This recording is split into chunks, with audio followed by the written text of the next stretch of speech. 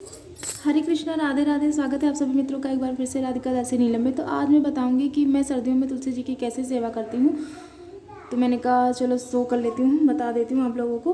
तो इस प्रकार का मैंने गेरू लिया था। गेरू लाल मिट्टी होती है, गेरू से मैंने इसको ऐसे ऐसे करके आराम से इसको लीप लिया है।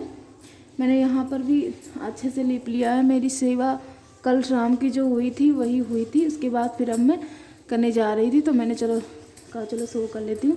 तो इस प्रकार में हमें गेरू लेना है। गेरू से हमें, क्योंकि कहते हैं कि तुलसी जी के पास में सभी तीर्थ, सभी धाम का, सभी तीर्थों का, देवी देवताओं का वास होता है। तो हमें तुलसी जी का जहाँ पर रखना है, बिठाना, उनको एक आसन पर मैंने देखिए बिठा रखा है। एक देखिए मैंने चौकी ले रखी है, ये है एक चौकी, और इस चौकी पर मैंने तुलसी जी को विराजमान किया है।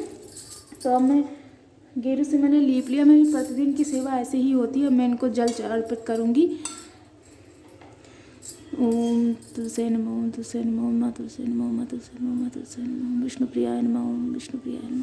तो इस प्रकार जो है तुलसी जी में जल थोड़ा ही ठंडी में डालें, क्योंकि ठंडी में विंटर होता है, तो विंटर में बहुत ज़्यादा प्रॉब्लम हो जाती है। ठंडी में माँ तुलसी सूख जाती हैं जल्दी ही।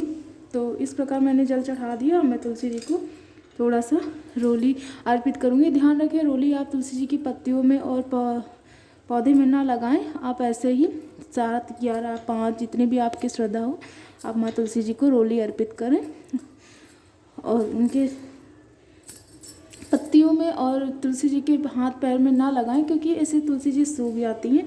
अब मैं तुलसी जी को यहाँ पे अक्षत चढ़ाऊँगी। ओम माँ तुलसी नमः, ओम माँ तुलसी नमः, ओम माँ तुलसी नमः, अक्षतम समर्पयामि। अब मैं तुलसी जी को धूप दीप दिखाऊँगी। यहाँ धूप ज़्यादा है तो थोड़ा सा आपको नहीं समझ में आएगा।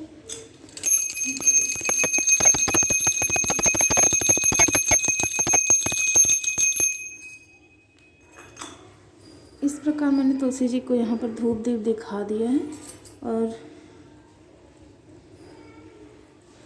धूप में दिखा देती हूँ। इस प्रकार धूप दीप दिखा के मैंने यहीं पर रख दिया है। और अब मैं तुलसी जी को भोग अर्पण करूँगी। तो भोग अर्पण करने के लिए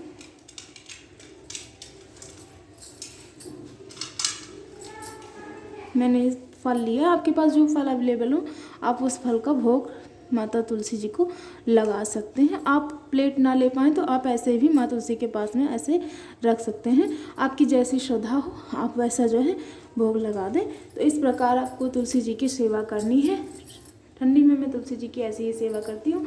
ये देखिए, मैं तुलसी माँ बहुत ही प्यारी हैं, बहुत ही सुंदर हैं। देखिए, ठाकुर जी विराजमान है, तो उनकी सेवा के लिए तुलसी जी की बहुत ही ज़्यादा आवश्यकता होती है, क्योंकि ठाकुर जी बिना तुलसी के भोग स्वीकार नहीं करते। तो उनकी भी सेवा होनी चाहिए घर में, क्योंकि कहते हैं कि हर घर में तुलसी जी और लड्डू गोपाल और ठाकुर जी का वास होना चाहिए। ऐसा घर तीर्थ के समान होता है। तो इस प्रकार मैं सर्दियों में माता तुलसी जी की पूजा करती हूँ। यहाँ पर मैं हमेशा विराजमान रखती हूँ ठंडी में, क्योंकि यहाँ पर धूप आती है और धूप की वजह से माता तुलसी को आराम रहता है, उनको कोई प्रॉब्लम नहीं होती। आराम से वो हरी भरी रहती है, हमारे घर में खिली हुई रहती है। और अब मैं माता तुलसी जी को प्रणाम करूँगी। उनकी परिक्रमा भी करी जाती है, तो वो परिक्रमा करूँगी। उसके बाद फिर